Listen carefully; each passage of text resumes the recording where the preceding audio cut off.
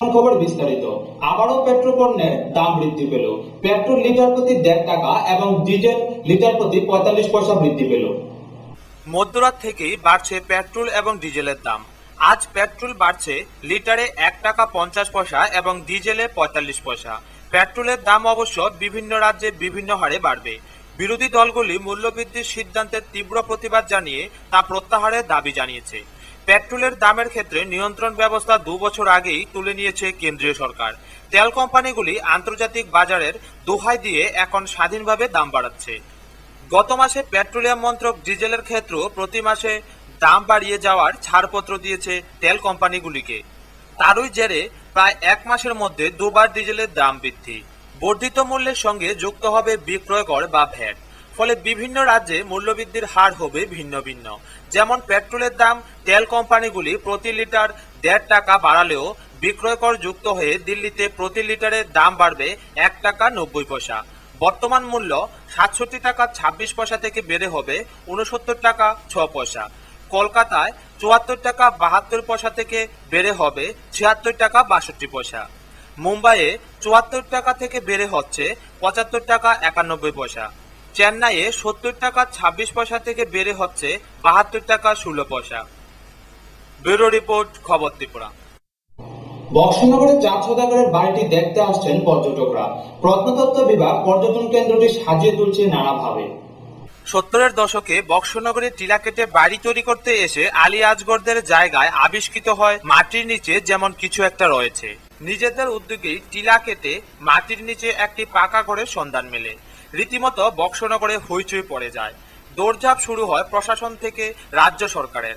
পরে প্রত্নতাত্ত্বিক বিভাগ প্রায় 6 কানি টিলা অধিগ্রহণ করে খনন শুরু করে বিশালাকার মঠ পাওয়া যায়। অনেকের মতে এটা মঠ বাড়ি, আবার অনেকের মতে চাঁদ সওদাগরের বাড়ি। প্রায় 500 থেকে 600 বছর পুরানো, যা গভীর জঙ্গলে ঢাকা পরে তৈরি হয় টিলাভূমি। আলী আজগরদের পূর্বপুরুষরা পাশে বসত বাড়ি করে থাকত। কালক্রমে পরিবারের সদস্য সংখ্যা বেড়ে যাওয়ায় পাশের টিলাভূমিতে বসত বাড়ি তৈরি করতে আবিষ্কৃত হলো নতুন ইতিহাসের। আমরা এখন বক্সনগরে বৌদ্ধ স্তূপের সামনে দাঁড়িয়ে আছি। দেখা যাক এই বৌদ্ধ স্তূপ কত বছর পুরনো, তা আমরা বক্সনগরে এসে এখন আমির হোসেনের কাছ থেকে জেনে নিই এই বৌদ্ধ স্তূপ সম্বন্ধে। এখানে বক্সনগরে যে বৌদ্ধ স্তূপ, এটা পুরানোর আগে আমরা জানতাম যে এখানে একটা আর কি রাজবাড়ির মতন একটা নাম এরকম প্রচার ছিল, যে মঠ বাড়ি, চাঁদ সওদাগর বাড়ি বলে একটা পরিচিত ছিল। কিন্তু এটা যখন আপনার ইয়েতে এই প্রত্নতত্ত্ব নিদর্শন যখন তাদের হাতে নিয়েছে, গভর্নমেন্টের হাতে নেওয়ার পরে তারা খনন কার্য করার পরে যে সমস্ত বিষয়গুলি তারা পাইছে, সেখান থেকে দেখা গেছে তারা এই যে বুদ্ধের একটা মন্দির সেখানে পুরানো ছিল এরকম এটা সব কিছু নিদর্শন তারা সেখানে পাইছে। এইভাবে এখানে বর্তমানে আগে টিলা আসলো আর কি, মঠবাড়ি কইতো। পরে দিয়া এখানে একজন লোক ভদ্রলোক বাড়ি করছে। বাড়ি করিয়া যখন মাঠটা কটা দিছে, বাড়ি টাড়ি চলতেছে, ওর মধ্যে গর্ত করতে গিয়া এই ওয়াল গুলা পাওয়া গেছে আর কি। তারপরে ব্যুরো রিপোর্ট, খবর ত্রিপুরা। কাঠালিয়ায় এক বিধ্বংসী অগ্নিকাণ্ডে পুড়ে ছাই হয়ে যায় 13 কাঠি জায়গায় 1050টি রাবার গাছ। ঘটনাটি পরিকল্পিত বলে ধারণা এলাকাবাসীর। ঘটনার তদন্ত চালাচ্ছে পুলিশ। এক বিধ্বংসী অগ্নিকাণ্ডে যাত্রাপুর থানার কাঠালিয়া পঞ্চায়েত এলাকায় খাদ্যখোলা গ্রামের পূর্ব প্রান্তে 4 পরিবারের রাবার বাগান সম্পূর্ণ ধ্বংস হয়ে যায়। ক্ষয়ক্ষতির পরিমাণ লক্ষ লক্ষ টাকা। নির্বাচনোত্তর পরিস্থিতিকে অশান্ত করার লক্ষ্যে স্থানীয় কিছু দুষ্কৃতী অত্যন্ত সুপরিকল্পিতভাবে এই অমানবিক কাজ করেছে বলে এলাকাবাসীর ধারণা। ঘটনার খবর পেয়ে আজ সকালে ডান বাম উভয় রাজনৈতিক দলের পক্ষ থেকে অগ্নিকাণ্ডে বিধ্বস্ত রাবার বাগান পরিদর্শন করে ক্ষতিগ্রস্ত পরিবারদের সাথে কথা বলেন সদ্য বিধানসভা নির্বাচনে ধনপুর কেন্দ্রের কংগ্রেস প্রার্থী শাহ আলম এবং সিপিএম বিভাগীয় কমিটির সদস্য ননী পাল, দিলীপ সেন, কৌশিক চন্দ্র ছাড়াও উভয় দলের বহু কর্মী সমর্থকরা। এই যে এটা অগ্নিসংযোগ ঘটনা কিভাবে ঘটেছে আমি সেটা বুঝতে পারি না। যদি প্রাকৃতিকভাবে হয় বা কেউ যদি লাগিয়ে থাকে, একটা অগ্নিসংযোগের ঘটনা মানে কি একটা পরিবারকে ধ্বংস করা, একটা গাছকে হত্যা করা, মানে মানুষকে হত্যা করা। আসলে স্পটে এসে দেখি আমার এই যে ঘটনা যে ঘটে থাকে, যেটা নিন্দনীয়। এইভাবে মানুষকে, জীবিত মানুষকে হত্যা করা অনেক বেটার, কিন্তু এইভাবে ইতিগুলি গাছ যেমন 727, 400 এবং 1500 গাছ। ঘটনার প্রাপ্ত খবরে জানা যায় গত রাত 9টার পর সুদর্শনদের বাগানে 3 দিক থেকে আগুন লাগিয়ে দেয় দুষ্কৃতীরা। 13 জায়গা জুড়ে 1050টি 6 বছর বয়সী গাছ সম্পূর্ণ পুড়ে যাওয়ার পর আগুনের লেলিহান শিখা পার্শ্ববর্তী গ্রামবাসীরা টের পেয়ে সঙ্গে সঙ্গে ফায়ার সার্ভিস অফিসে ফোন করে সঙ্গে সঙ্গে গাড়ি দ্রুত বেগে হর্ন বাজিয়ে ঘটনাস্থলে এগোতে থাকলে শত শত গ্রামের মানুষ আগুন নেভানোর কাজে যুক্ত হয়। এতে পার্শ্ববর্তী আরো কয়েক পরিবার যেমন সুখেন দাস, রেখা ভৌমিক, প্রদীপ দাস, নারায়ণ দাস ও গণেশ দেবদের বাগানও আগুনে পুড়ে ছাই হয়ে যায়। প্রাপ্ত খবরে জানা যায়, রাস্তা প্রশস্ত না থাকায় ফায়ার সার্ভিসের গাড়ি ঘটনাস্থলে যাওয়া সম্ভব না হলেও গাড়ির শব্দ শুনে শত শত মানুষ ছুটে গিয়ে আগুন আয়ত্তে নিয়ে আসে। রাত 12টা অবধি অগ্নিকাণ্ডের ফলে সম্পূর্ণ ক্ষতিগ্রস্ত হয় সুদর্শনদের বাগান। ক্ষয়ক্ষতির পরিমাণ প্রায় 20 লক্ষ টাকা, গণেশ দেবের প্রায় 1 লক্ষ টাকা, রেখা ভৌমিকের ক্ষতির পরিমাণ 5 লক্ষ টাকা, সুখেন দাসের 2টি প্লটে প্রায় 10 লক্ষ টাকা, প্রদীপ দাস ও নারায়ণ দাসের ক্ষতির পরিমাণ প্রায় 15 লক্ষ টাকার মতো। ক্ষতিগ্রস্ত পরিবারগুলো জানায় ঋণ করে এই রাবার বাগান নির্মাণ করে। সম্ভবত আগামী বছরই রাবার সংগ্রহ বা উৎপাদন হওয়ার কথা ছিল। এই ঘটনার পরিপ্রেক্ষিতে এলাকায় যথেষ্ট ক্ষোভ এবং চাঞ্চল্য সৃষ্টি হয়েছে। 9টা 9:30টার দিকে আগুন লাগাই দিয়ে ঘুরে ঘুরে সমস্ত বাগানটার মধ্যে জ্বালাই দিছে। পুরো চতুর্দিকে বাগান আছে, শুধু আমার বাগানটাই জ্বালাই দিছে মাঝখানে দাঁড়াইয়া। আমার অপরাধ, আমি একজন রাজনৈতিক কর্মী, এটাই হইল আমার অপরাধ। এছাড়া অপরাধ আমার জীবনে কোনো কাজ্যা ঝগড়া কেস মামলা মোকদ্দমা কোনো কিছু হয়েছে না। শুধু রাজনৈতিক অপরাধে শুধু আমার বাগানটা যেভাবে ঘুরে জ্বালাই দিয়েছে সমস্ত বাগানটা, 10-12 গানি বাগান, সুইট বাগান। আপনারা তো ক্যামেরার সামনে দেখতেই আছেন যে অবস্থাটা কি হয়েছে। একটা গাছও বাঁচত না, সমস্ত গাছের গোড়া দিয়ে কষ এবং জল ছাড়িয়া দিছে। আমার জীবনটা শেষ হয়ে গেছে। আমার 2টা মাইয়া, আমি জীবনে একদম বরবাদ। 6 লক্ষ টাকা দেনা সময় হয়েছে, তখন টেপিং করবো এমন সময় আমার বাগানটারে শেষ করছে। আমার হাজব্যান্ড এটির প্রতি লক্ষ্য নয়, তেনে একজন রাস্তায় ঘুরে। আমি অনেক কষ্টে, আমার শ্বশুর আমাকে 50,000 টাকা ব্যাংকের থেকে লোন আনিয়ে দিছে, এই সম্পদ আমার হাতে দিয়েছে।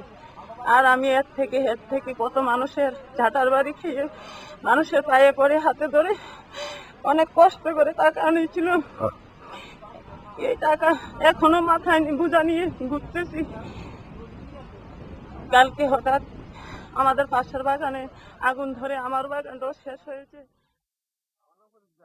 মানুষের টাকা টুকা ঋণ ফেন করে সর্বোচ্চ বাগান করছি। বাগানটা যেভাবে কারা কল যাচ্ছে আগুন দিয়ে বাগানটা শেষ করে নিয়েছি।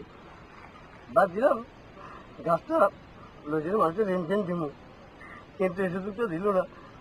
তখন তো আর বাগানটার সবটি গাছ একটা একটা করে মরে যাবে। গাছটি পুরো গাছটি একটা গাছও দেখতে কত কষ্ট করে দিবাই আপনারা দিবাই বাগানটার কত কষ্ট করে করতে লাগছিলাম। কিন্তু কর্মী কাঠালিয়া ব্রাঞ্চ সম্পাদক এবং 23-40 কাঠালিয়া বুথের নির্বাচনী ভোট কনভেনার আমি, নিজেই আমার অপরাধ। নাশকতামূলক পরিকল্পিতভাবে আইতে সমস্ত বাগানটার মধ্যে আগুনটা লাগাই দিয়েছি। চতুর্দিকে বাগান আছে আমার বাগানের, চতুর্দিকে আছে, শুধু পরিকল্পিতভাবে যে বাগানটার মধ্যে আগুন দিছি। আমার বাগানটা টোটালি 12-14 খানি বাগান, এটা চলে যায় পাশের বাগানের মধ্যে সুকেন দাস এবং মিতে দাসের পাশের বাগানটির মধ্যে 1 কানি 1.5 কানি করে একজনে চলছে। আমার পুরো বাগানটাই পরিষ্কার দিয়ে গেছে। আমার অপরাধ, আমি রাজনীতি করি এটাই। এছাড়া একই দিনে সকাল 10টায় শান্তিনগর গ্রামের লালছড়ায় শান্তনু দেবনাথের রাবার বাগানে দুষ্কৃতীরা আগুন ধরিয়ে দেয়। এতে 2 কানি বাগান ধ্বংস হয়ে যায়। ক্ষতির পরিমাণ 1 লক্ষ টাকার মতো। বাগান মালিকরা সুষ্ঠু তদন্তের দাবি জানিয়ে যাত্রাপুর থানায় অভিযোগ জানায়। কাঠালিয়া থেকে নারায়ণ বদের রিপোর্ট, খবর ত্রিপুরা। মৌমাছিদের দখলে সোনামুড়া কমলনগর হাসপাতাল, মৌমাছির আক্রমণ থেকে রেহাই পাচ্ছেন না কেউই। মৌমাছিদের দখলে সোনামুড়ার কমলনগর হাসপাতাল। গোটা হাসপাতাল চত্বরে 20টিরও বেশি মৌমাছির বাসা। পাখির থাবা পড়লেই বিপদ। শুধুমাত্র রোগী নয়, হাসপাতালের কর্মরত ডাক্তারদের থাকাও দায় হয়ে পড়েছে। মৌমাছির আক্রমণে মারাত্মকভাবে জখম হয়েছেন হাসপাতালের ভারপ্রাপ্ত medical officer doctor Rajesh Das. শুধু এবছরে নয়, প্রতি বছরই শীতের মরশুমে অতিথি পাখিদের মতো 20-25টি মৌমাছির দল এসে কমলনগর হাসপাতালে বাসা বেঁধে নেয় বলে এলাকাবাসীর অভিমত।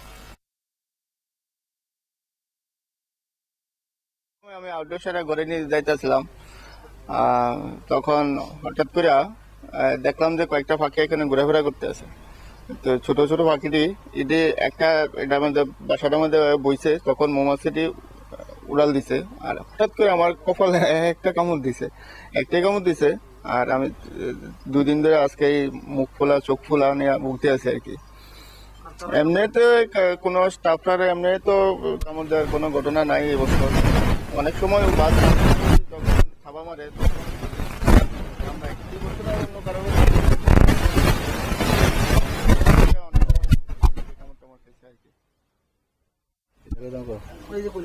প্রত্যেক বছরে এখানে 20-25টা 30টা বাসায় এবং কামড়া অনেক সময় মৌমাছি মানে কি জানি বাজ পাখি বাড়ি টাড়ি দিল অনেকে কামড়ায়। গতকালকে আমরা ইনচার্জরাও কামড়াইছে। ব্যুরো রিপোর্ট, খবর ত্রিপুরা। ধুলিয়ায় মধুবনে সিপিএম এর বুথ অফিসটি দুষ্কৃতীরা ভেঙে দেয়। এ নিয়ে এলাকায় চাঞ্চল্য বিরাজ করছে। ধুলিয়ায় মধুবনে সিপিএম এর বুথ অফিসটি এলাকার দুষ্কৃতীরা ভেঙে দেয়।